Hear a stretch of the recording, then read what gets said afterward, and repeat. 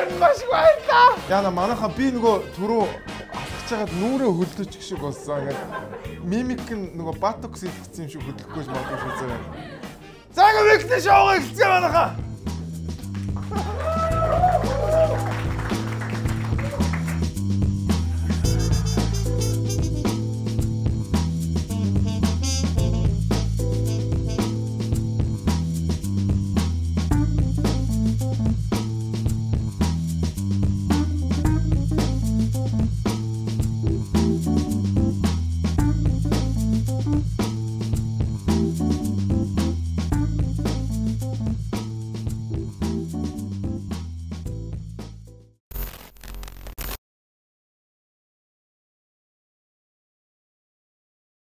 Манай өнөөдрийн нэвтрүүлгийн ерөнхий ивент этгэгчээр Shop цэгийн ажиллаж байна манайхаа. Shop-и биш шүү. Энэ бол Shop цэгийн мэн. За энэ 7 хоногт маш олон сонирхолтой үйл явдлууд боллоо. Уг нь шинэ жил болох гэж байгаад уг нь гайгүй байдагсан тий. Гэтэл энэ 7 хоногт бол маш олон зүйл боллоо. За Филиппинээс хүмүүс ирлээ. За тэгэл манайхан чинь хувц сунар өглөө. За янз бүрийн хүмүүсийн бас нэг одоо бүксүүрний хэрэг мэрэгний асуудал ярьлаа. Би тэгтээ тэр талаар өндөр ярихгүй. Би ер нь тийм ярьдгүй шүү зөө манайхаа. За дээрэс нь 16 ч юм уу, 17 ч юм уу, зарим нь 19 ч гэж ярьж байна. Дид сайд нартай болсон ийм 7 хоног байлаа. Ингээд бүгдээрээ мэдээгээ нэг нэгээр нь ихнээс нь үцэцгээе.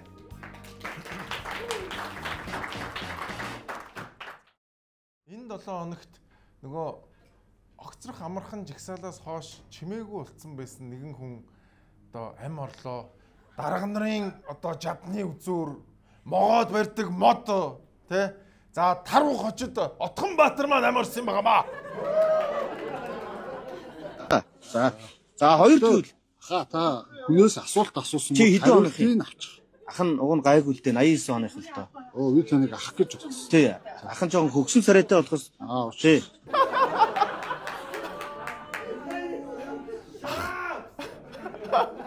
Ахын жоохон хөгшин сарайтай болохоос биш.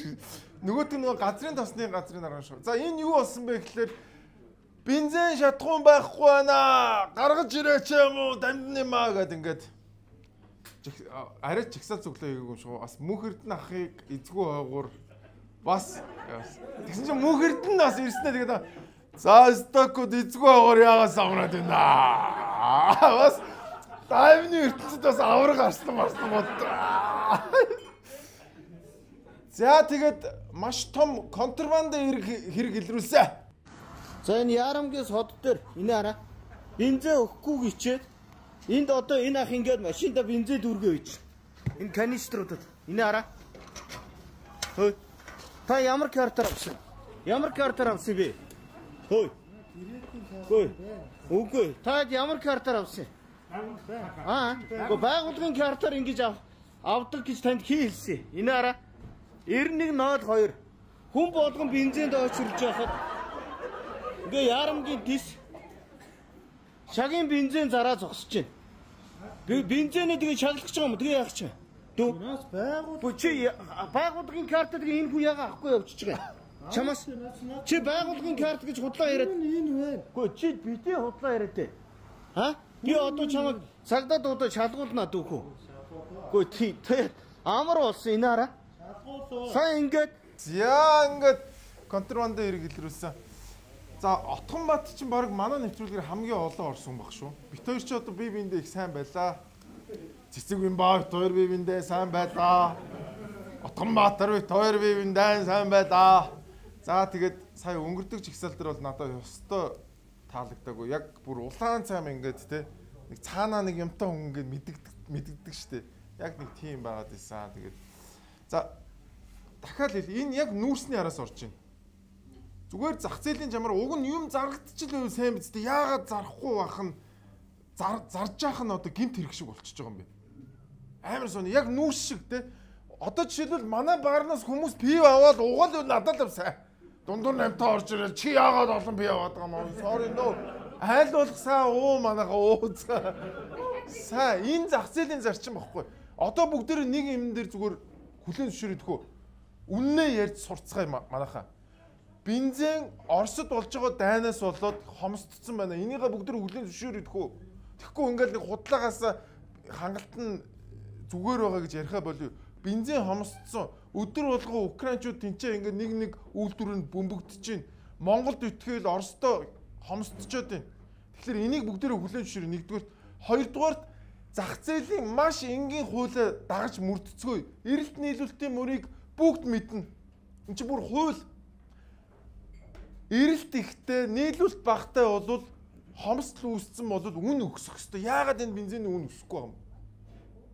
Үн өсөхлөөр нэг юм болдог. Хомсдолтой байгаа бараа бүтээгдэхүүн дээр үн өсөхлөөр нөгөө нэг эрэлт чинь багасч эхэлдэг. Нөгөө өдөр шөнөгүй банкаа дүүрэх гээд байгаа хүмүүс ядч талан байхгүй бол.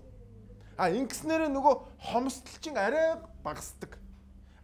Эсвэргээрээ нөгөө нэг бензинээ үнэтэй зарж байгаа хүмүүс чинь илүү их бензин оруулж ирэх тийм эдийн засгийн инсентив үүсдэг юм байнамаа. Өрсөлдөө үүсдэг. Өнөөдөр яриад лээ 120 гаруй бензин импортлох тусгай шүрдэг хүмүүсээс 20х нь оруулж ирээд байна. Үлдсэн 100 чин хэрэг үнэ өсчих юм бол оруулаад ирнэ хөөе.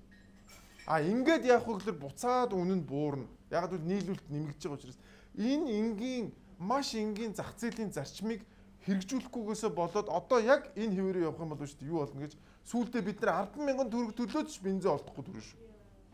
Яг л ийм бол. Тэгэхээр хэдүүлээ маш энгийн үннийг хүлээн зөвшөөрцгөө хомсдол үүссэн байна. Зөвхөн Монголд ч биш Оросд угаасаа хомсдол үүссэн байгаа.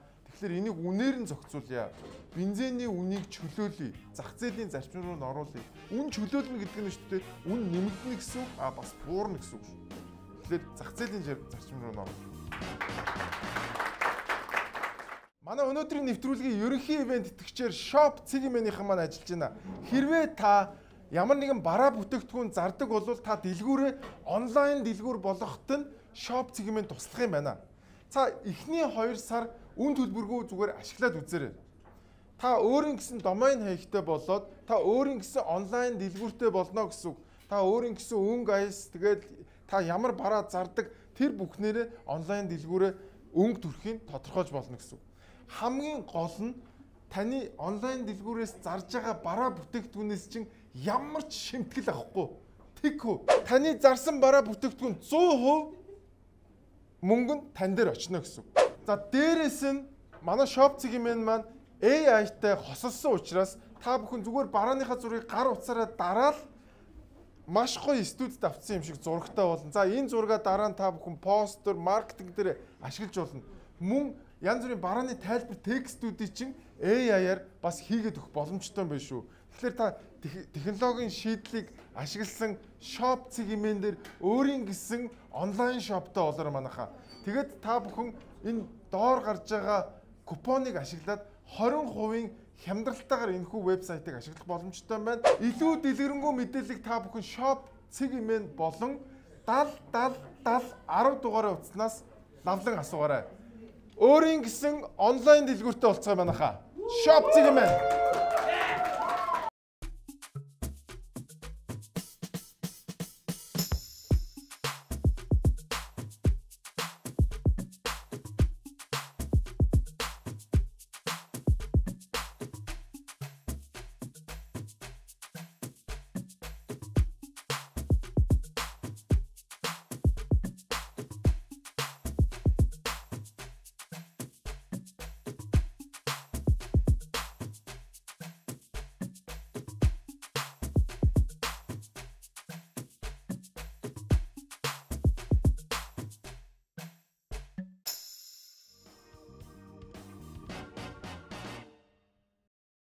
Өнгөрсөн 7 хоногийн сүүлээр буюу бүтэнсэ өдрийн орой хүмүүс яг ус цасандаа ороод хум суруугаа аваад маргааш өстой ажилдаа явандаа гэж бодож гинт орой хэвлэлийн байгуурал зарлаа өстой мэдээлэл хийсэн дээ. Иргэд болвол нилээдүүд их сондгоор явуулъя гэсэн саналыг ирүүлсэн. За үүний дагуу санал авсан. За үр дүнд нь бол дэмжинэ гэсэн байдлаар бол 52% дэмжсэн ийм мэдээлэл гарсан. Үүнтэй холбогдуулаад шийдвэр гарсантай холбогдуулаад та бүхэнд 2025 оны 12 сарын 15-ны өдрөөс авахгуулаад за энэ хоног дуустал буюу 31-ний өдрийг дуустал 16 хоногийн хугацаанд тэг сондгоогоор одоо дугаарыг хязгаарлалтаагаар замын хөдөлгөөнд зорчуулах юм шийдвэр гарсан байна. За ингээд ерөөсөө үүрээ хөвдүүлсэн шоргоолт шиг юм уус нөгөө нэг усанд орсон байсан юм гэж. Хүшээ юу вэ? Маргааш машинтайгаа явахгүй мó? Боо юм болсон. Тэгээд зүгээр амар энгийн манайха эн чинь сая 700 800 мянган хүн амтай хотын амьдралыг ерөөсөө 6-7 цагийн дотор ингээд хүмүүст ямар ч төлөвлөх хугацаа өгөхгүй гэж шийдэж байгаа байхгүй. Тэгээ хэдэн хүнээр шийдснээ сайн харсан уу? 7,000 өрөхгүй хүнээр ингээд сая 6-700 мянган хүний асуудлыг шийдэж байгаа. Тэгээ энэ бол үнэхээр аимшигтай. За харин азар хууль зүйн сайд нь болиулсан. Саяны тохиолдолд зүгээр ямар асуудал бий болсон бэ гэхээр энэ шийдвэр алгажиж цагдаагийн байгууллагад ирээгүй байсан. Тийм учраас энэ алгажаагүй шийдвэр дээр цагдаагийн байгууллага хүний үндсэн эрхийг хязгаарласан ямарваа нэгэн үйл ажиллагаа явуулах болохгүй гэдэг зарчмыг хууль зүйн дотоод хэргийн сайдын цагдаагийн байгууллагын удирдлагад сануулсан байна. Үнэн дураараа юм а тий. Гэхдээ ядаж 7 хоногийн өмнө сануулад хүмүүс ажил амьдралаа зохицуулна шүү дээ. За боли ажилд явдгаа боли гэхэд эн чинь маш олон хүмүүс бизнес хийж байгаа шүү дээ. Энэ хүмүүсийн амьдрал ахуй татвар нөгөө хаалгацсан байгаа дансаа нээлэхэд бол юм зарна шүү дээ нөгөө хүмүүс чинь. Энэ миний бодолтой хөөе мутакуудаа сумын төвд амьдарч байгаа гэж бодоод байгаа юм шүү дээ. Би одоо дахин хэлээд байгаа энэ манай хотын захиргаа бол яг хотынх гэхээс илүү нэг сумын захиргаарах хүмүүс байгаад байгаа нэг юм 5-6 мянган хүний асуудал шийдэж байгаа юм шиг хийгээд байгаа байхгүй. Тэгээ битээ дахиж энэ тэнэг мудаг шийдвэр гаргаараа хэрэг хүмүүсийн амьдралыг хаач хорих гэж бол ядахнаа 2-7 хоногийн өмнө мэдэгд сураараа ой мудагуудаа. За ингээд замын хөдөлгөөн хаана маань гэсэн чинь нөгөө орлогч дараагаас давай далаагаас асуусан. Одоо энэ санд хураалт яг 3,000 хүний яг хэлсгээр яг нийт. За би нөө дараагийн хурал хоцроод байгаа байхгүй би ч бас ажиллаа Тийм ээ. тий юу ажлын хэсэг хоцроод. Гэхдээ үгээс хариулсан шүү дээ. Ойрын хугацаанд бол одоо хичээл сурвал амарч байгаа учраас харьцангуй бага болно шүү дээ төвчрөл. Тэгэхээр заавал ингэж хүмүүсийг машиныг явуулахгүй гэж энэ гэсэн яг цаг үеийн асуудалтай уялдуулаад мэдээж бид нар Улаанбаатар хотын нөгөө төвчрлийн нэгэн юун дээр удирдлагын төв дээр бол хяналтыг хийж байгаа. Тэгээд ойрын хугацаанд бол төвчрлийн үзүүлэлтүүд нэлээд ихсээд байгаа учраас бид нар бас санал асуулга хийгээд өшөө одоо ярилцах зөвлөх байгууллагууд байж байгаа. За ингээд яач миний хурал хоцрох гэдэг байгаа учраас би сандгаа үйлчлүүд авцамын одоо давтрыг буруулах гэдэг ч юм уу тийм яриа ярьсан. Үгүй тэр үгүй. Тэрийг бол зөв хариулсан. Хүмүүс машин явахгүй байгаа учраас давтраа өөр асуудал бас. Явахгүй шин чин замын арчил үйлчлэгээгээд машин явахгүйсэн зам чин байж шин.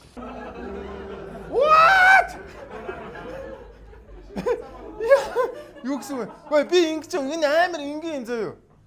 Би ингээд нэг дэлгүүрээс аха талхавъя гэд мөнгө өгчөж байгаа байхгүй юу? Тэнгүүтээ мөнгө наваа талхаж чи өгөхгүй гэж шээж байгаа. Яагаад гэсэн чи? Гэхдээ яг хуу чи мөнгө өгсөн ч гэсэн талхаж чинь байж байгаа. Гэхдээ би наад чи идэх гэж аваад байгаа шүү дээ ахаа гэж. Гэхдээ яг хуу тэгээд чи идэхгүй ч гэсэн талхаж чинь байгаа учраас наад мөнгө чинь надад иргэдэг. Яг ийм хэлж байгаа. Замын татварыг чи тэр ашиглах гэж аваад байгаа юм байна үстэй. Ашиглахгүй байж би тэгвэл яах гэж татвар төлөх ёстой юм бэ? Бүр ийм мэдхгүй. Энэ нэгдүгээр ангийн хүүхд ойлгох хэмжээний юмыг ойлгохгүй ийм л хүмүүс ажиллаж шүү дээ. Тэгээд ийм лалрын лойрчин байхаа болооч ээ. Монгол улсын 3 дахь хүчин болсон хүн намынхан маань Ёлк онч хийлээ. За өнгөрсөн 7 хоногийн сүүлээр 10 жилийн он их хурлаан хийлээ. За энэ үеэр одоо үзэл санаагаа өөрчилсөн гэдгээ зарлалаа. Одоо яасан ч болоо өөрчлөлсөн. Монгол улсад 70 жил тогтсон одоо ч үргэлжилж буй социалист эдийн засгийн бааз суурийг бүрэн өөрчлөх бүтэн шилжилт их өөрчлөлтийг хийх шаардлага өмнө ирээд байна. Ингэхдээ хий хоосон үзэл сурталаар хөөцөлдөх биш, харин бодит прагматизмыг зүг чигээ болгож ажиллахыг та бүхний өмнө өргөн дэвшүүлж байна. Улс төрийн хувьд прагматизм бол үзэл сурталын хатуу догматик биш, бодит үрдэн туршилтад тулгуурласан. Өөрөөр хэлбэл юу хийж болж байна түүнийгээ хий. Үр дүнгүй бол өөрчлөнө гэсэн зарчим юм. Прагматик улс төр нь амлалт бус хэрэгжилт, үзэл суртал бус үр дүн, өлөг болсон өрөө бус хэмжигдэхүйц бодлого. Прагматизм гэдэг бол Монгол улсын хөгжих боломжтой боловч бодлогын залгамж холбоогүй байдал, улс төрийн тогтворгүй орчин, популизмын давлгаанд гацсан өнөөгийн байдлыг засах боломж гэж харж байгаа.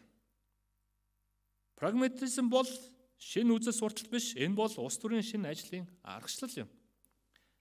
Өөрөөр хэлбэл амлах биш тооцоолох, дуугарч харагдах биш хэрэгжүүлж харуулах, намын эрх ашиг биш улс орны үр ашиг, хин нэгэн нь биш систем бүхлээрээ ажиллах явдал юм аа. Прагматист нам болон шааж байгаа маа шууд. 2хан жилийн өмнө барууны нам болсон санагдаад байгаа. Тэрний өмнө зүүнний нам байсан. Одоо ингээд прагматизм гэдэг бол ер нь яг хөө ингээд улс төрийн шинжлэх ухаанд прагматизм гэдэг бол ямар нэгэн үзэл санаагүй байхыг хэлээд байгаа. Тэгэхээр ямар ч үзэл бодлого нам болж байна гэсэн үг. Үзэл бодлого намын нэг хэцүү нь юу байдаг гэхээр хизээч хинтээч янхантчдаг байхгүй хамгийн хэцүү. Яг л зүүнч биш баруунч юм чи аль ашигтай руу нь явцдаг. Айгуу сонио. Тэгээд бас нэг хэцүү юм нь прагматистууд яадаг гэхээр ямар ч бодлого гарах боломж байхгүй. Үзэл санаа гэдэг бол логик дистаралтай системчлэгдсэн мэдлэг байдаг. Ийм логик дистаралтай системчлэгдсэн мэдлэг байхгүй учраас урт хугацааны болон богино хугацааны бодлого гардаггүй. Яг гэвэл прагматист учраас юу илүү ашигтай байгаа тэрийг л хийнэ гэсэн үг. Тэгээд нөгөө Библиэр гардаг шүү дээ. Чи дахиад тонгодохоос өмнө надаас 3 удаа урууна гэдэг шиг те. Мэдгүй одоо 3 жилийн дотор бараг хичнээн ч удаа үзэл баримтлаас олж юу хичнээн ч намтай янхантчөө.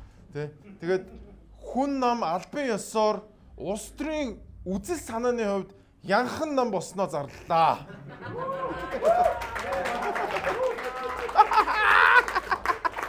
Үний юм чи яг нэрнгээсээ прагматизм чи яг янхантайг хэлж байгаа шүү дээ. Ер нь бол жигнэсээ зүгээр худлаа гэвэл та бүхэн чат GPT-гээс асуугаад үзээрэй. Мөнгөний төлчүүд арай сайн гэж өгдөг юм дээ шүү.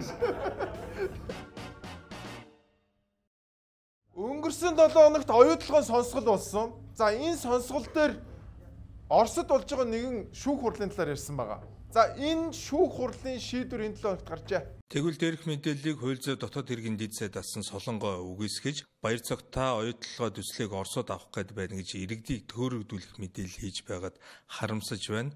Rio Tinto компанийн Калининград дахь хөнгөн цагааны үйлдвэртэй арилжааны маргааныг татан авчирч айлгах төөрөгдүүлэх хэрэггүй гэж ницаах гэж оролдсон ч үндэ сангийн сайд асан баяр цогтын мэдээлэл үндэслэлтэй байжээ. Тодорхойлбол Rusal компанийн нэхэмжлийн өргөдлийг хангаж шийдвэрлэжээ. Ингэхдээ Rio Tinto Limited компанид хэрэггүйтэй компаниудаас Rusal компани ашигт 1 тэрбум 278 сая Америк долларын хохирол 10 сая рублийн улсын тэмдэгтийн хурамжийг хамтд нь гаргуулахар шийдвэрлэжээ. Rusal компани нийт 1 тэрбум 238 сая Америк долларын алдагдсан ашгийг нэхэмжилж байна гэж агуулгад тусгагджээ. Түүнчлэн Rusal компани зүгээс өөрийн тал шийдвэр гарсан тохиолдолд Австрали болон Их Британийн нутаг дэвсгэрт албадан гүйцэтгэх ажиллагаа явуулахад хүндрэлтэй учраас төвийг сахисан хариаллын бүсэд буюу Монгол улсын оюутлогын компани дөрмийн сангийн 66% гүйцэтгэх ажиллагаа явуулах боломжтой гэжээ. Гэхдээ надаа бүр энэ бол гэхдээ надад бол жоохон амар мэдээ санагдсан. Яагаад яг энэ шүүх хурал оюутлогын сонсгол хоёр яг 1 цаг хугацаанд явбаа. Энэ одоо мэдгүй санамсаргүй тохиолдол байсан байж магадгүй. За хамгийн гол нь манай Монгол улс чинь ингээд Хятад Орос хоёроор хязгаарлагдсан байгаа. Хам бомбот дээр Оросоос гүйцэтгэх ажиллагаа явуулнаа. Бид нар шүүхийн шийдвэрээр оюутлогын тодорхой хувийг авахар болсон ингээд хүмүүс хүрээтгэхэд бид нар үнэхээр яаж чадахгүй. Яг үнэ. Тэгэхээр энэ бол монголчуудын хувьд маш эвгүй хүнд асуудал одоо болж орж ирэх бах. За гэхдээ мэдхгүй одоо Rio Tinto олон улсын компани учраас ямар арга хэмжээ авахыг бас би таашгүй. Тэгэхээр цаг хугацаа биднэрт юу болохыг харуулах байгаа. Тэгээд тэр хамгийн сүүлийн өгүүлбэр амар байгаас тийм. Яг дундын бүс болох Монгол улс төр гүйцэтгэх ажиллагаа явуулах боломжтой байна гэдэг ийм шийдвэр гарсан гэдэг нь бол үнэхээр аимшигтай байсан. Тэгээд ийм учраас би нөгөө өнгөрсөн 7 хоногт хэлээд байсан шүү дээ. Батнайрамтыг нэг бичсэн байгаа. Тэр чинь ийм учиртай байсан шүү. За. Манай өнөөдрийн нэвтрүүлгийн хамтран ажиллагчаар Tino Super App ажиллаж байна манайхаа. Амар гоё мэдээтэй, үнэхээр гоё мэдээтэй. Мэдээж өвөл манайхан маань монголчууд маань зүүн Азийн орнуудаар аялдаг Tino Super аппликейшнийг ашиглаад 57 орноор ямар ч санаа зовох юмгүйгээр таксига дуудах боломжтой юм биш үү манайхаа. Та Бангкок, Сингапур, Малайз, Вьетнам, за Парис, Австрали, Америк гэд нийт 57 орноор та Монгол төгрөгөөр хамгийн гол нь санаа амар такси дуудлагын үйлчилгээгээ авах боломжтой болсон байна. Дээр нь 2 сарын 1-ээс эхлээд Tino аппликейшнээр дамжуулаад Монголдо такси дууддаг болж байгаа манайхаа. Баяр хүргэе дээ. Тэгээд ийм гоё супер аппликейшнаа та татснараа 10,000 төгрөгийн бонус авах юм байна. За энэ зүгээр дунджаар Зүүн Азийн оронд 3-аас 6 км газар та үнэгүй таксигаар явах эрхтэй болно гэсэн үг. Яг одоо Tino супер аппликейшнаа татаад Зүүн Аз болон та аялалд явахдаа таксига санаа амар дуудаарай. Tino супер ап такси маш амархан боллоо. Баярлалаа.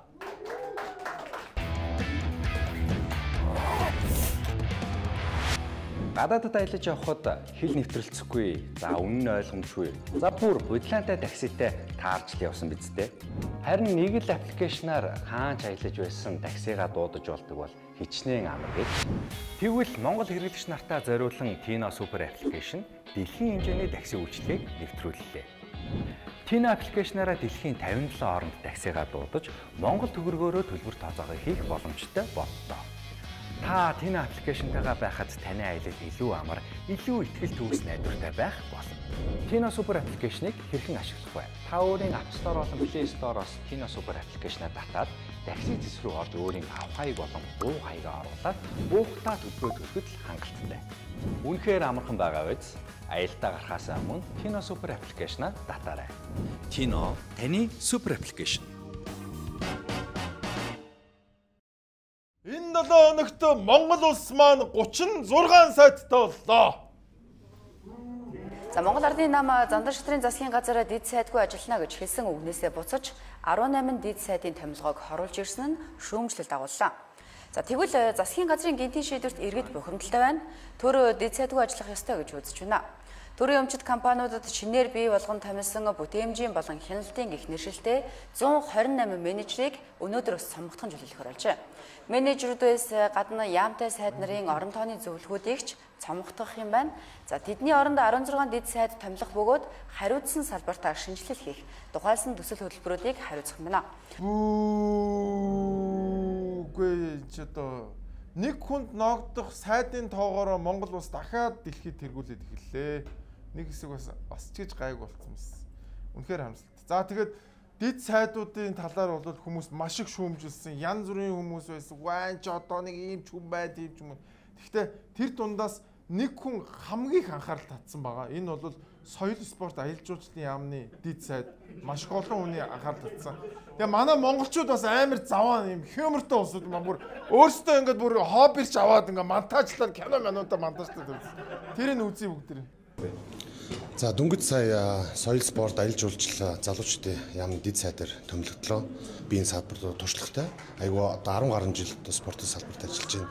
Тул зүйн салбарын холбоонд ажилласан, жудогийн холбоонд ажилласан, хөлбөмбөгийн холбоонд ажилласан, чөлөөт бүхий холбоонд ажиллаж байгаа. Одоо жужигцгийн холбоог одоо аваа явж байна. Хана худгийн моторч нэг хөрс. Хаадаг сүлд нь ойжуулахгүй болчих юм байна.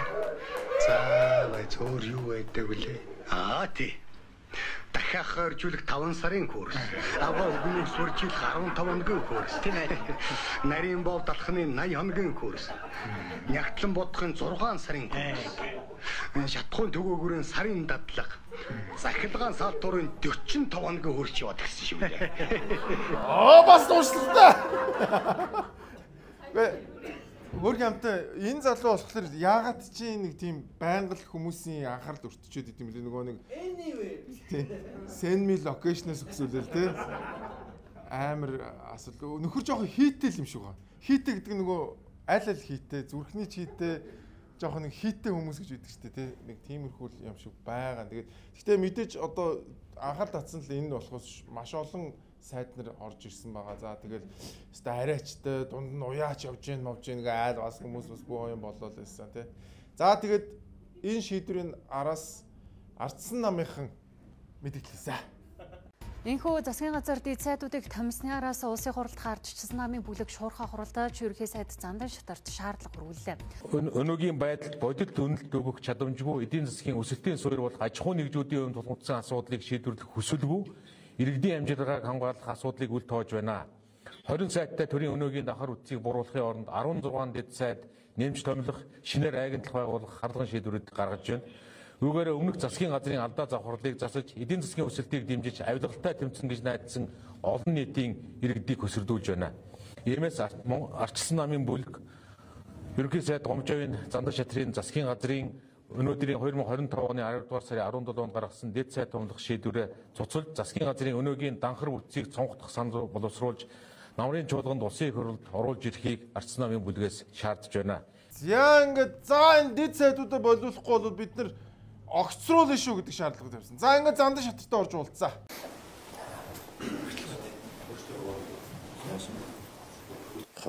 Хамтарсан засгийн газар ажиллаж байгаа үед таахын баталсан хууль. За энэ хуулинд 18-ийн 1 дугаар зүйлийн 4 дэх хэсэгт Монгол улсын яамыг засгийн газрын гишүүн Монгол улсын сайдыг бүлнэ. Сайдын эрхлэх асуудлын хүрээнд Хараа яамыг л үйл ажиллагааг сайдын өмнө хариуцах өргөхий дэд сайдтай байна гэдэг хуулийн заасан. Тэгээд үндсэн хуулийн заалтыг таавхан бас мөн мэдж байсан. Ингээд засгийн газрын бодолч төрийн хууль биелүүлэх хэлний улсын хурлын тусна гэдэг үндсэн хуулийн 44 дугаар зүйлийг заасан байна. Тэгээд хуулинд зөв сайд дэд сайдтай байна гэж заасан. Дэд сайдын бүрэн эрх гэдгийг ингээд тодруулаад шараар биччихлээ. Дэд сайдын бүрэн эрхийг хуульчилсан. За тэгээд даалгавар өгсөн. Гэхдээ одоо хамаа алга таад энэ хуулиа үржижүүл би бол дэд сайдтай болохгүй байхад одоо ямар ч асуудал алга. Гол нь таад мал одоо ийм хууль баталсан болохоор би одоо ингээд дагж мөрдөд энэ шүү дээ гэдэг даалгавар өгсөн. Амаас даалгавар тус. Гэхдээ нэг ийм тэнэг юм яваад байгаа юм аа. Бид нэр 120 нөгөө үр бүтээл хяналтын менежерүүдийг ажлаас налаад оронд нь энэ 15 6 хүнийг оруулж ирж байгаа маа. Энэ яг юу шиг сонсогдож байна гэж найз нь юу ач наад мөрөлгсөн хамраа сайхан тэгшлээд үгүй харин хариуд нь дахиад нүдий чинь бүлчаагаад үгүй гэдэг. Тэг ямар ч тэнгүү тхийг нэ манас хөөе ямар гоё юм бэ хамраа тэгшлэлчлээ. Гэхдээ яах вэ нүдий минь бүлтгүй шүү дээ. Яг тийм хоёулаа гошногч байгаа байхгүй бид нарыг тий. Гэхдээ өмнө байсан лалрын юм аваад дахиад нэг лалар хийж ийна л гэсэн үг үстэй тий. Өмнө байсан алдаа газсаа тэгтээ би засахтаа дахиад чамайг нүдий чинь бүлтэлж заснаа л гэдэг ийм тэнэг юм ярьж байгаа. Үнэхээр амьдрал хэцүү байгаа шүү. За тэгээд энэ тайлбарыг Тэмүүжин гишүүн бас засжээ. Тэгээд та бүгдийн өмнөөс бол одоо хууль та нарын баталсан хуулиар л энэ сайдын дэд сайдын томилгоог бол хийсэн гэдэг хариуг хэлээд амын тагалчих шиг болно лээ. Тэгээд сая цогтгэрэл дараагаас асуухад бол засгийн газар өөрсдөө энэ хуулиа өргөн барих хэрэгтэй гэдэг юм. Засгийн газар мэдээж өөрсдөө хийсрэг хууль өргөн барихгүй л лавтай байх. Та бас хуульч гишүүн учраас ер нь анхнаасаа та энэ хуулийг мэдчихсэн болоод энэ шаардлагыг тавьсан байх тийм үү? Нэгдүгээрт ерөнхий сайд юм уу засгийн газрын зүгээс ярьсан үг нь худлаа байна. Бид ийм хууль батлаагүй. 2016 онд Ардын намын улсын хурлд хит толгох судалтай болсныхаа дараа энэ дэд сайд гэдэг энэ албан тушаалыг бий болгох зорилготой. Тэд чинь дандаа л дарга үйлдвэрлэж идэг нам шүү дээ. Тэг өөртөө баталсан. Тэгээ тэрийг одоо та нар баталсан гэж ардчилсан нам руу хэлж ах шиг байлаа. Эсвэргээрээ 2015 онд ардчилсан нам дэд сайдыг байхгүй болгосон. Та бүхэн тэр хуулийн одоо түүх томьёог ингээ харуул хэдэн онд дэд сайдыг байхгүй болгож хэдэн онд дэд сайдыг буцааж бий болгосон байдгийг маш тодорхой харна. Тийм учраас Ардын намх өөрөөсөө тарьсан баасыг та нар гэж одоо ардчилсан нам руу нэлцээд хэрэггүй байна. За ингэж яасан мэнэ. За тэгтээ одоо аль нь ч байлаа гэсэн тийм хууль байгаа юм байна. Тэгэхээр энэ хуулийг одоо засгаас өөр ямар ч аргагүй байгаа юм байна. За өмнө нь яагаад ингэж яваад исэн бэ? Яагаад дэд сайдгүй яваад исэн бэ гэхлээр бас улс төрийн шийдвэр гаргаад ингэж яваад иж болт юм. За дэд сайдуудад одоо төсөв байхгүй байна, иргэд дургүй байна гэдэг ийм шалтгаануудаар ингэж яваад иж болдгийм байна. Тэгсээр байгаад өнөөдрийн энэ өдөр хүрээд ингэж 10 хэдэн сайдтай болсон юм байна. За бүгдээрээ бодъё. Юу ярьлаа? Нэг л юм байна. Яриад л байна. Ярьж байгаа дандаа эсрэг гэж. Эдийн засаг өнөөдөр маш хүнд байдалд орчлоо. Ер нь энэ эдийн засаг сэргээх юу хийж байгаа юм бэ? Юу ч хийсэн юм шүү дээ. Энэ 7 хоног ч гоо дарга томлолоо. Баахан элчин сайд нар томиллоо. Нөгөө Монгол банкны дарга, за дээрээс нь сайд нар ерөөсө дарга томилгоос юу ч хийхгүй байна. 200 хончлоо штэ Зандан шатар дарга. Юу хийвэ? Юу ч хийсэнгүү дарга л томиллоо штэ. Бидний амьдрал үнэхээр өдрөөс өдөрт хэцүүдээд байна штэ. Тэгэд ерөөсө ямар ч тийм шийдэл байхгүй зүгээр л дарга томилдгол нэг юм хүн болчихсон шүү. Ямар ч зориг байхгүй. Тэгэл зүгээр л яриан дээр их л гоё юм ярьж байна. Ингээд ерөөсө бараг төр өдөөстэй сайхан жижигрэн та нарыгаа ста жаргаан хувийн хвшлийнх нэг л дэмжинэ бурхан мань ингээд яг бодит амьдрал дээр зүгээр албан тушаалаас өөр ямар ч ажил хийхгүй. Тэгэд ямар хурдан юм бэ энийгээ ихтэй. Нэгд өдөр санал тавиад 3 дахь өдрөө сайд болгочих шүү. Бид нар татвараа буулгах гэж хичнээн сар ярьлаа.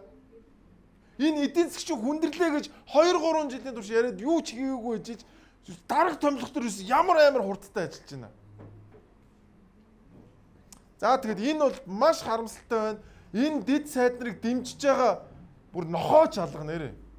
Бүгд маш дургуутж чинь бүх олонний танилуд дургуутж бүх одоо иргэд ерөөсө бүгдээрээ л маш дургуй байна. Ийм хүнд үед ийм тэнэг шийдвэр гаргадаг нь яаж байгаа юм бэ гэдэг ийм зүйлийг л одоо хүн болгоо ярьж байна. Тэгээд харамсалтай, үнэхээр харамсалтай. Ажил хийхгүй албан тушаалаас хуваарилдаг ийм л засгийн газар болчлоо шүү. Найдлага тасарч шүү дарга. За ингээд дарга нар маань тэнцээ сандал суудлаа сайхан хуваарлж явах зур. Хүмүүс ажилгүйдлийн тэтгэмжээ авч чаддаггүй. За 2025 оны 11-р сарын байдлаар ажилгүйдлийн тэтгэмжийг нийгмийн даатгалын санхын газраас 32 мянган иргэнд нийт 163 тэрбум төгрөгийг олгосон байна. Одоогоор хүлээгдэж байгаа 14 мянган иргэний 45 тэрбум төгрөгийн ажилгүйдлийн тэтгэмжийг 12 сарда багтааж олгож чадахгүй бол эх оны 1 сард багтаан бүрэн олгож дуусгах нь гэлээ. За ингээд маш олон хүмүүс ажилгүйдлийн тэтгэмжээ авч чадахгүй, ажилгүй болцсон. Тэгтээ ингээ мөнгөгүй. Уг нь бол энэ даатгалаа төлцсөн, ажилгүйдлийн даатгалаа аль хэдийн төрүүлээд төлцсөн. Гэхдээ мөнгө байхгүй. За тэгвэл эрүүл мэндийн даатгалыг бүгд харцсан. Би одоо тэтгэврт гарсан юм чинь яагаад ингэж үн төлбөргөө орох хэрэгтэй вэ гэдэгт намайг 3 сая 500 мянган төгрөгөөр орноо та даатгалд ямар ч мөнгө төгрөг байхгүй гэсэн. Тэгээ хизээ эн чинь ингэж бүрэлдэх юм бэ гэхэд мэдэхгүй гэтгчл. Тэр төр засгаас асуул гэсэн хариу өгд юм бэл юм чинь нар нь бол даатгалгүйч байгаа мó мөнгөгүй ч байгаа мó сайн мэдэхгүй л байна л та. Ямар шинжилгээ өгөх гэсэн бэ та? Цусны дэлгэрэнгүй. Би одоо сая үеийн хаалгаанд ороод 15 хонж байна. Тэгэхэд бол даатгалын сангаас ямар ч хөнгөлт аваагүй. Төөрөө мөнгөөрөө хаалгаанд орсон. Нийгмийн даатгалыг шимтгэлж төлж байгаа. Дээр нь бас Ахмад насны сэтгүүр тогтоолгосон юм шүү. Тэгээ би ямар нэгэн хөнгөлт байхгүй юм гэсэн байхгүй. Тэгэл одоо ингэж төлөөд үйлчлүүлж байна. За ингээд эрүүл мэндийн даатгалын сан байхгүй. Дээрээс нь улсын эмнэлгүүд тэр тусмаа бидний одоо хамгийн их улс төрчдийн ярьж попордог хүүхдийн ихнэлгсэн эрүүл мэндийн төв хангамжинд дууссан, бэлий байхгүй, материал байхгүй ингээд сууж байна. Тэгсэн мөртлөө л сайд томлоо суугаад. Тэр ч одоо амар их зардал үстэй. За дээрээс нь тэгвэл нөгөө сая бөөн тэмцэл хийгээл багш нарын цалин нэмлээ гэсэн тэгвэл багш нар ямар байгааг өдрөөс. Энэ оны 12 дугаар сар төрийн албаны цалингийн нэгдсэн системээс нэмэгдэл цалин бодох хэсэг хасагдсан учраас багш ажилчид тухайн цалин авч чадахгүй нөхцөл үүсэж байгаа юм а. Үүнээс үүдэн багш ажилчдын дунд эх оны 1-р сарын 1-ээс цалин нэмэх шийдвэр төрсөн ч нэмэгдэл цалин хаснаар цалингийн өсөлт боддоор хэрэгжихгүй байна гэдгийг хэлж байгаа юм. Мөн оны төгсгөл болж байгаатай холбогдуулан төсөв хүрэлцээг өгөх шалтгааны улмаас цалин дутуу олгож байгаа талаар хэлж байна. Ингээд яагаад ингээд бидний цалингаас ингээд бас авдаг сөөх эдэн төрөөс ингээд хасагдаад байна гэсэн үг шүү дээ. Ингээд ийм л байгаа байхгүй бид нэр. Шүүд ч гэсэн манайр маш хандсан л яагаад бид бүхний өмнө авч ирсэн цалиус одоо ингээд буурах гэж байгаа юм. Яагаад ийм асуудал руу орчих вэ? Яагаад ийм хүндрэл үүсэж вэ гэдэг дээр бол улсын төсөв бүрдээгүйтэй холбоотой гэсэн. За ингээд за харж гин үү. Нийгмийн даатгал нь мөнгөгүй, эрүүл мэндийн даатгал нь мөнгөгүй, эмнэлгүүд нь материалгүй болцсон. Дээрээс нь төрийн албан агч зөвхөн багш нар биш шүү. Цагдаа, эмч, за тэгэл төрийн захиргааны, за тэгэл бүх албан төрийн байгууллагууд цалин тасалтаад эхэлсэн. Нөгөө нэг урамшууллын мөнгө одоо бүр хараад чирэггүй болсон. За тэгээд та нар боддоо амьдрал хэцүүдэд идэг. Тэгэд энэ асуудлыг шийдэхийн тулд дарга нэмж шийддэг нь яаж байгаа юм бэ?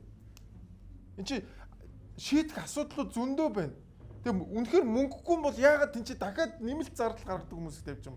Сайд нар заавал нэг машин унна. Заавал нэг өрөөнд суун. Дахиад авигуул өрөөгөө дахиад тавилгаар тогтчулна бид нар. Өдөр нэг талтай мөнгө байхгүй. Нөгөө талтай ингээд дарга нар нэмэгддэг. За тэгээд дээрэс нь иргэдийн амьдрал ямар хувааг бүгд харсан. Өөр зээлгүй хүн алга. Тэтгэврийн бид нар ч өөр зээлтэй тэтгэврийнхаа мөнгийг ингээд сунгуулаад 3 сараар нь хагас шидээр нь би бол одоо ингээд зээлтэй л явж байна. Одоо би энд ингээд тойроод 3 4 дэлгүүр байна. Хоёрт нь би зээлтэй өөртөө. Нуух яах вэ? Яг тэтгэврээс тэтгэврт ингээд тэтгэврийн зээлтэй болохоор шиг амьдрал хөдөө гадаа сах дүүнэр хүрээд ир чинь ингээд хонж өнжөөд явахаар тэднэртэй бас нэг сайхан хоолунд идүүлээд явуулчихъя гэх ингээд харманд яг хөлсөдгөө. Тэгэл дэлгүүрээс ороод таньдаг болцсон олон жилийн одоо 30 жил болцсон. Тэгэл аливаа нэг боо бичүүлчихээ нэг ундаж ихэр бичүүлчихээ гэл ингээд тэтгэврийн зээл авахаас аргагүй болж байна. Яагаад гэвэл юмны энэ тэнгэрт гараад байдаг. Энэ тэнгэр хүүхдүүд чинь сурах соёл бас наашаа цаашаа явах ажил зүйндээ байдаг. Тэр үед чинь бид нар бас гараа хөнөө сууж иж болохгүй. Иргэдийн амьдрал ийм байна манайхаа. 17 дэд сайд энэ асуудлыг шийдэж чадахгүй гэж бодож байна би. Хувийн хвшлээ одоо шулна. Одоо хувийн хвшил рүүгээ дайрна. Хувийн хвшил ямар байгааг харъя. Татварын орчны шинжилгээ асуудал хоёр засгийн газар дамнан яригдаж зарим хуулийн төслийн хилцүүлэг болж байсан. Гэхдээ ямар ч тодорхой ахиж дэвшилтэй зүйл гараагүй байгаамаа. Бизнесийн орчныг сайжруулах, хувийн хвшлийн үйл ажиллагааг хэвэн явуулах, бизнес эрхлэгчдийн татварын ачааллыг бодитоогоор бууруулах, татварын бодлого хууль эрх зүйн шинжилгээг цаг алдалгүй хийх шаардлагатайгааг худалдаа аж үйлдвэрийн танхимынхан хэлж байгаамаа.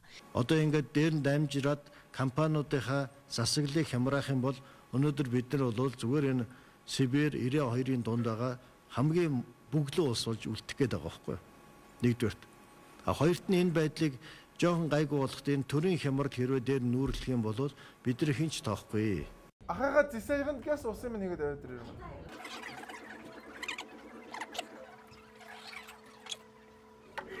За аж ахуй нэгжүүд одоо бас хүнд байдалд орсон.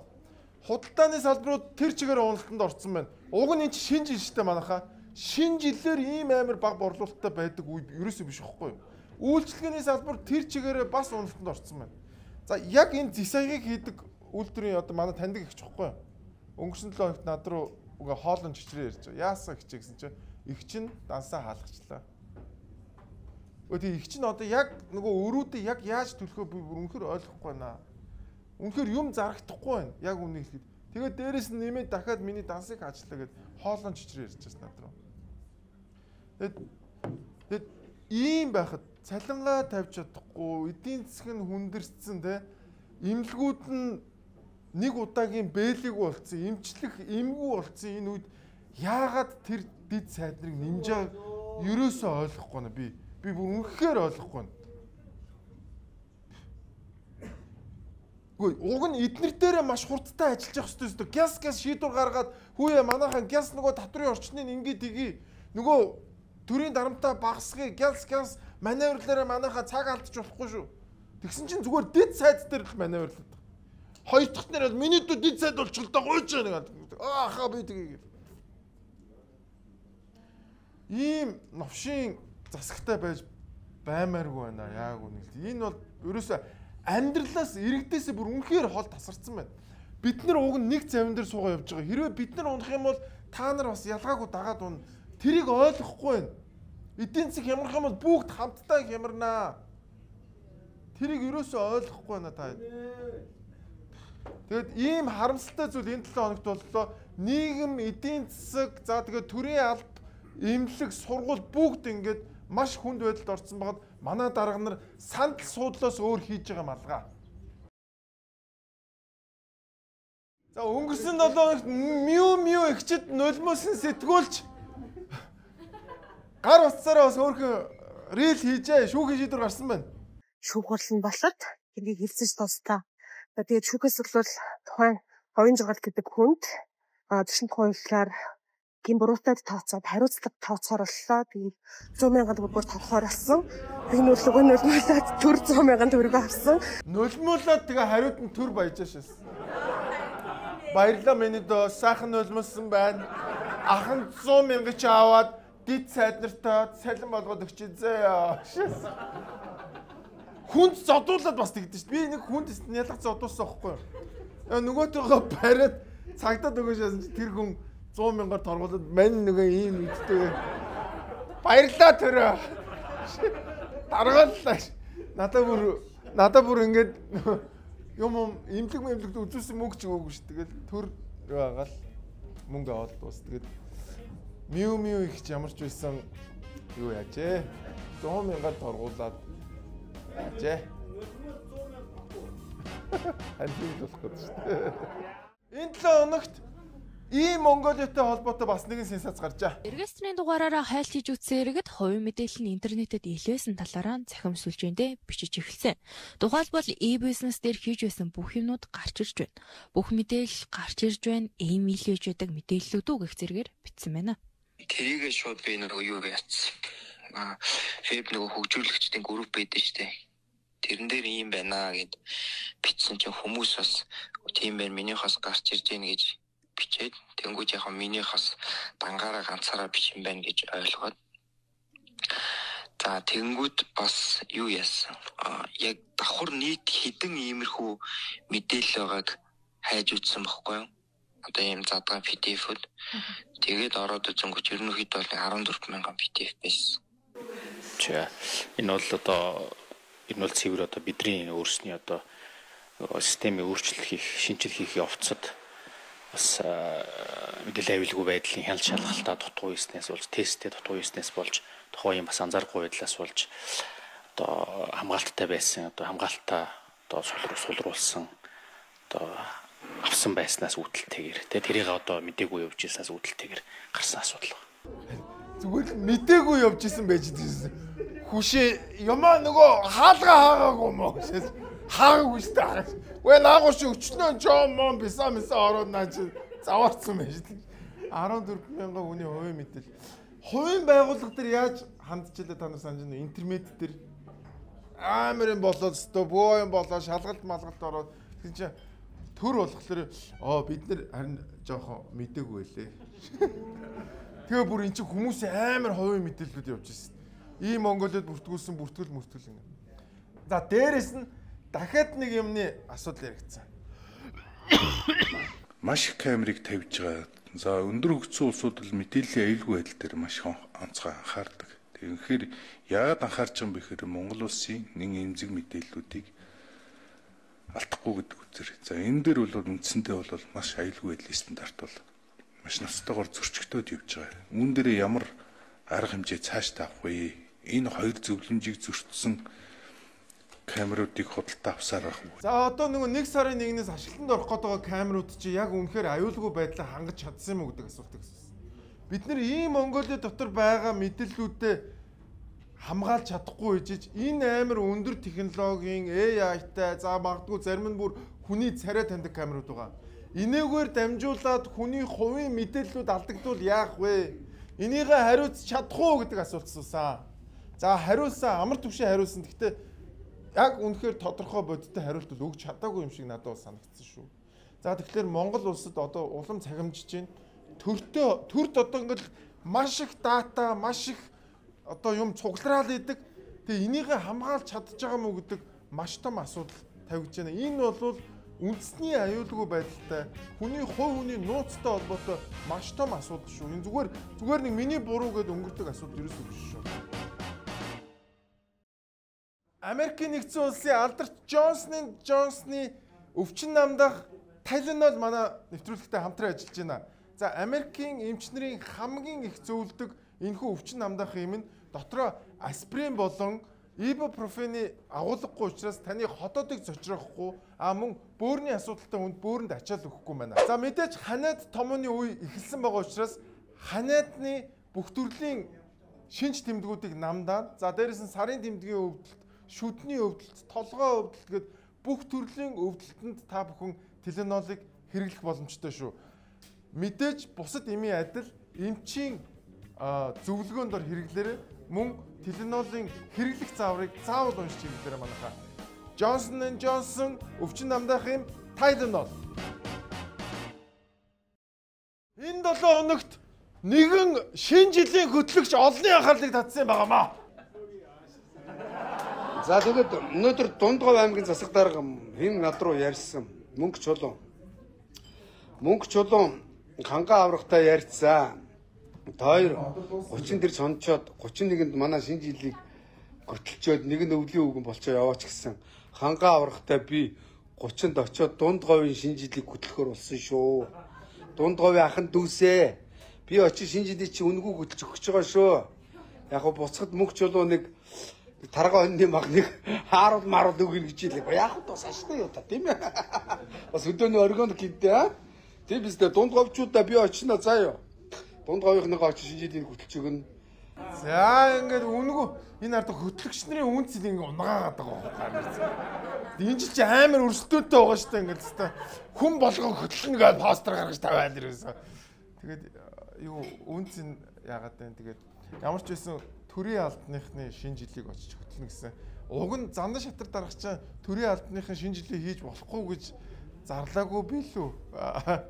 Тэгээд бас Мөхөрдөн ах Михаил бас дотроо юм болцсон яваа.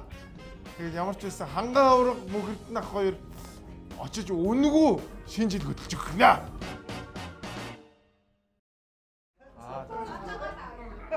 За цолоогоо явах уу? За.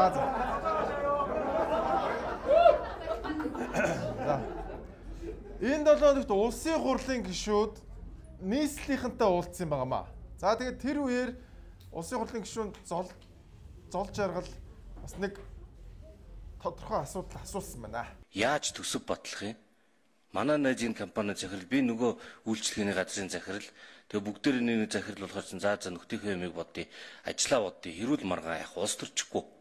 Тэгээ бүгдээр ингэ сайхан баталж өгөөд асуудал ярихаар зол жаргал хүмүүжлэгэн хүн шүү гэдэг ийм хариултыг олон нийтийн сүлжээгээр аммааргүй байна.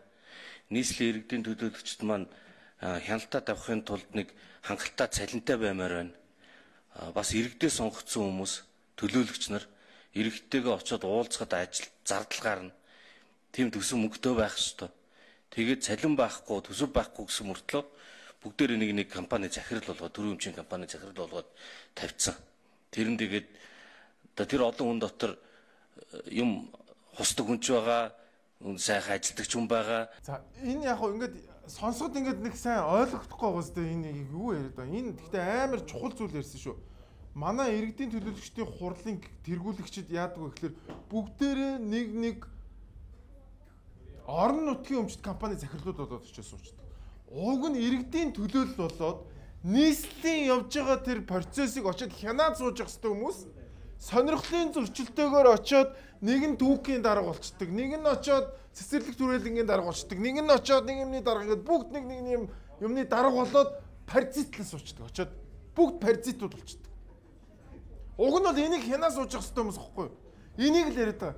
Тэгээ ямар ч цалингүй ажилтдаг гэдэг байгаа бүгдээрээ. Хамгийн тэнэг нь. Тэгээд та нар боддоо хянах ёстой юмныхаа дарга нь болж очиж сууна гэдэг чинь өөрөө ямар утга байна. Уг нь өөрөөсөө хянаад үгүй та нар ажлаа сайжруул төсөн өсвч чи юу болж чинь яаж хийж чинь гэж хянах ёстой байсан чинь бүгдээрээ Нямбатрын карманд очиж суудсан байна. Тэгэхээр энэ буруу тогтолцоог зол жаргал гишүүн ярьсан байна. Санал нэг байна. Өнгөрсөн 7 хоногоос хойш нэг том сенсац явсан. Эрлийн Эрдэнэтийн гэрт ажиллаж исэн Филиппин үйлчлэгч нас барсан. За тэгээд энэ нь өөрөө гэмт хэргийн шин чанартай байх үү дээ. Зүрх мөрхийг аваад зохицыг явуулсан байна мэн гэдэг маш том сенсац явсан. За тэгээд энэтэй холбоотойгоор энэ 7 хоногт нөхөр болон хүүхдүүд нь Монголд ирсэн байна. Сайхан сэтгэлтэй мянган ард түмэн манай Монголын хэвлэл мэдээллийн маань бас ингээ бүх хэвлэл мэдээллийн байгууллагын маань дэмжиж мэдээлж уриалж бүр өөрсдөө оролцож санхүүжүүлж хандив өгсөн учраас энэ гэр бүлийнхэн маань наашаа Монгол руу ингээд ирж байгаамаа. Чи ар гэрийнхнийг нь дахиж хандивч болоод аваад ир. Монголд авчираад хэргийг сэргээ шалгах хүслийг албан ёсоор тавиул. Тэгвэл наад хавцад иргэдээр олон эдэрт асуудал дахин шалгагдаж дахиж одоо жинхэнэ орчин цагийн шүүлтүүрээр дахиж орох болно. Ингэжээч нөгөө нэг буруутан шүүмжлэгдэж буй тэр Эрлийн Эрдэнэтийн гэр бүлийнхэн чинь хуулийн дагуу шалгагдах боломж олцоо бүрднэ. Үүний тулд чи хандив аяна ихлээр бид бүхэн дэмжээ гэдэг тийм сайхан санал хүсэлтийг тавьсан. За ингээд хандив аян явсан ямар ч байсан хэргийн одоо юу гэдгийг те нөгөө хэрэг болсон хүний нөхөр нь хүүхдүүдтэйгээ ирсэн байна. За ямар нэг байдлаар би дүгэлт хиймээр байна. Хин нэгэнд буруутаач гэдэг юм уу те. Яагаад гэвэл бид нар тэр хэргийн материалыг бүтэн үзээгүй байжж ямар нэгэн дүгэлт хийж болохгүй. Та бүхэн намайг анзаарсан бах. Ямар нэгэн байдлаар тухайн хэрэг шүүхтэр очоод шийдвэрлэгдэж дуусаагүй тохиолдолд бид нар ямар нэгэн байдлаар тэр хэрэгт нөлөөж өрөөсөө болохгүй. Тэгэхээр ямар ч байсан энэ хэргийг дахин шалгахаар болсон байна. Ерөнхий прокурор өөрийн биеэрээ хүсэлтийг авсан гэдэг мэдээ энэ 7 хоногийн сүүлээр явж ирсэн. Тэгээд энэ мэдээ бол 2-7 хоногийн турш маш том сенсац болсон мэдээ байсан юм байна. Тэгээд Филиппин хүмүүс ямар ч байсан Монголд иржээ. Skype компани өвөл цагийн урамшууллаа зарласан байна. Энэ бол гэрэлт мөч гэрэлт Токио гэдэг урамшуул байгаа. Та бүхэн хосоороо Токио явахыг хүсэх юм бол Skype компани урамшуулт хамрагдаарай. За энэ яах вэ гэхээр Skype компани урдчлсан төлбөрт үйлчилгээний шинэ хэрэглэгч болох юм бол, дараа төлбөрт үйлчилгээний шинэ хэрэглэгч болох юм бол, хосолсон төлбөрт үйлчилгээний шинэ хэрэглэгч болох юм бол та бүхэн энэхүү урамшуулт хамрагдах боломжтой. Дээрээс нь дансаа зэнэглэх, төлбөрөө хийх, дата одоо багц авах гэх мэтлэн бүх төрлийн үйлчилгээнд та бүхэн оноо авах юм байна. Энэ оноогоороо гэрэлт мөч гэрэлт Токио урамшуулд оролцох эрхээ авах юм байна. Энэхүү урамшуулт маань 12 сарын 10-наас 1 сарын 6-ны хооронд явагдана. Урамшууллын эзнийг Skype-ийн Facebook-ээр лайваар тодруулах юм байна. Та бүхэн хосоороо гэрэлт мөч гэрэлт Токио урамшуулд оролцоорой. Skype-tel өвөл цагийн урамшуул эхэлсэн байна. Баярлалаа. Гэрэлт мөч гэрэлт Токио. Та Skype-ийн шинэ хэрэглэгч болоод урамшууллын эрхээ цуглуулан хосоороо гэрэлт Токиотоор аялаарай. Гэрэлт мөч гэрэлт Токио.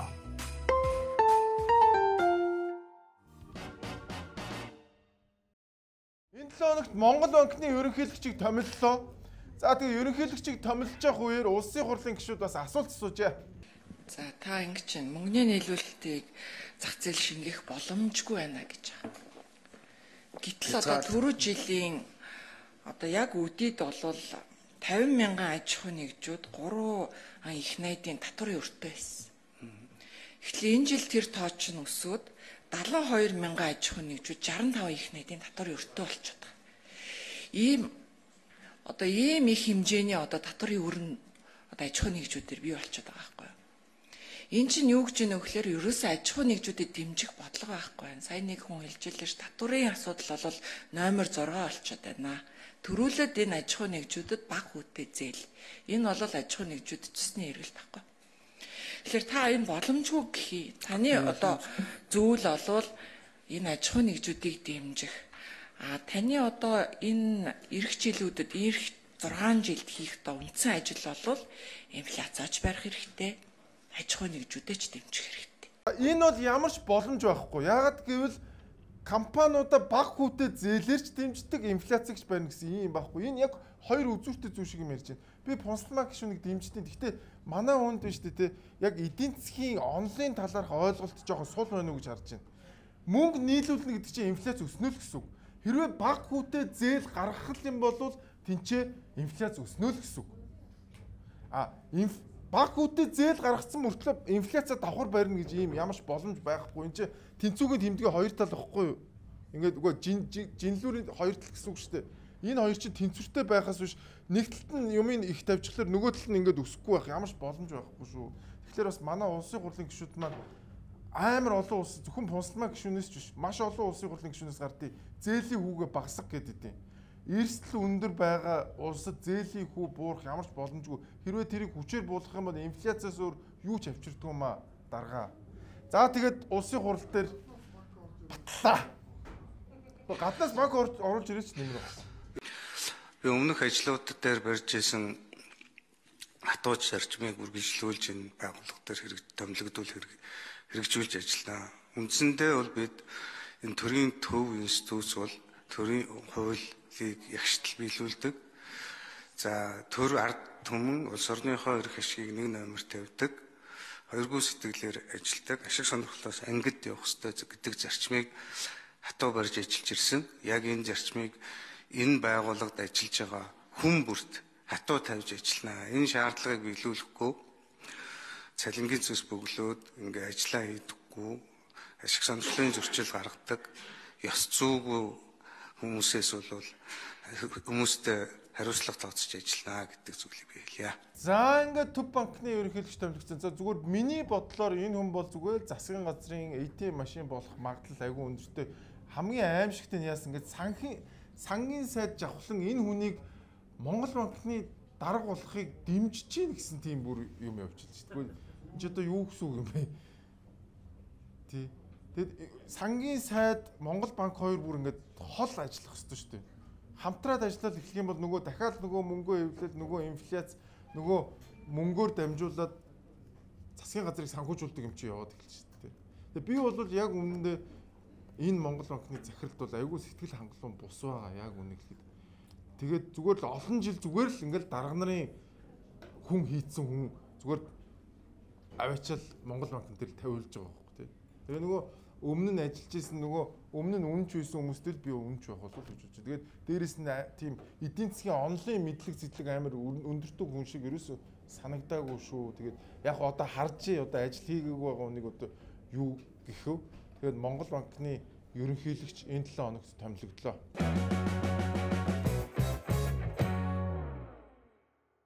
Тэр яагаад гадны банк орж ирээд хүү буурахгүй вэ гэж.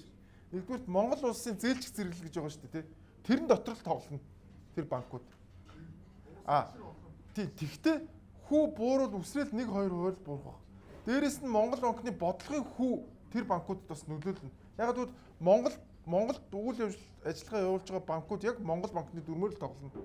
Түүнээс ч одоо шууд Японы банк орж ирээ шууд Японы хүүгээр орж ирнэ гэж тийм бол байхгүй. Яг л Монгол улсын одоо жишээ сая Rio Tinto дээр гарлаа шүү дээ. Зээлчих Rio Tinto-гийн хүү өндөр мөртлөө нөгөө компанийн хүү бага байсан шүү дээ. Яагад гэвэл Монголд үйл ажиллагаа явуулж байгаа учраас Монгол улсын эрсдэл өндөр байгаа учраас хүү нь өндөр байгаа байхгүй. Нөгөө байгууллагч нь болохоор гадаадд үйл ажиллагаа явуулж байгаа учраас хүү хямдхан байгаа юм гэж байна.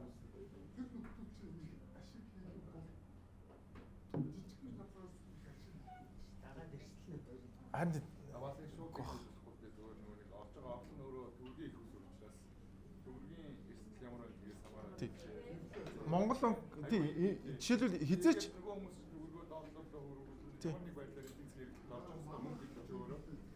одоо жишээлбэл ийм шүү дээ. Монгол банкны бодлогын хүүдээр нэмэх нь маржин шүү дээ.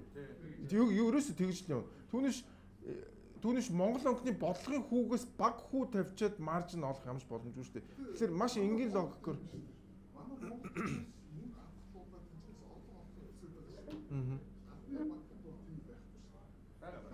бүгд л маржны төлөөр явж байгаа шүү дээ.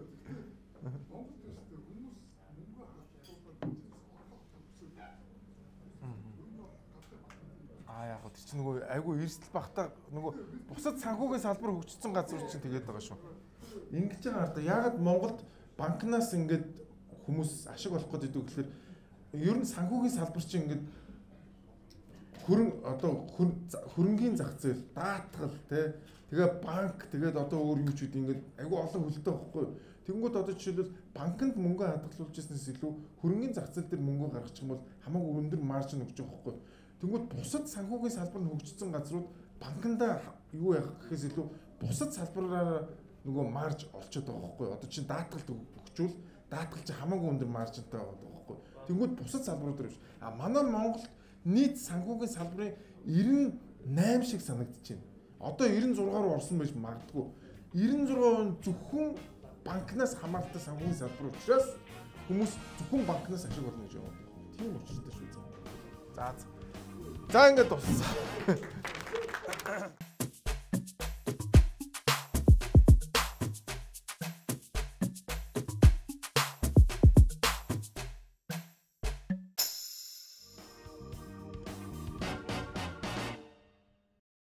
Ингээд энэ 7 хоногийн гэгээлэг мэдээг бүгдээ хамтдаа үцгэе. Тултай ирсэн байна. Гэрийнхэнтэй уулзах чинь. За, амжилт.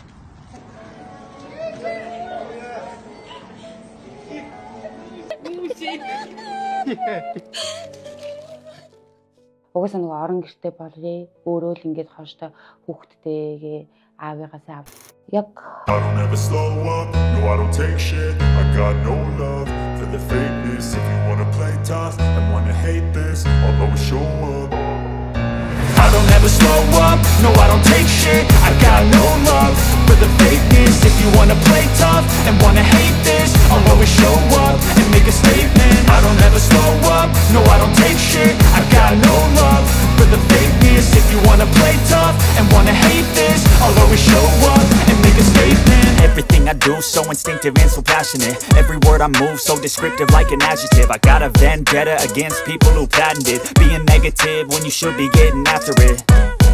I got facts over tracks, this and that. Spitting slow, spitting fast. I could roast, I could gas. Think I'm okay at last, but I don't know if that can erase all the past. And the pettiness, a reflection of the emptiness. Hilarious, you think you're worth my time, you're delirious. Mysterious, because you hide behind a fake exterior. Inferior, you know I'll always be a bit superior. Get off of me, this ain't no humble brag. I want you to hear words, you can say them back. I want you to feel free from the chains at last, and to believe in what you got, it was built to last, yeah.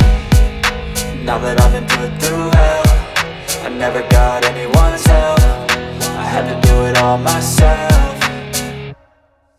I don't ever slow up, no I don't take shit. I got no love for the fakeness. If you wanna play tough and wanna hate this, I'll always show up and make a statement. I don't ever slow up.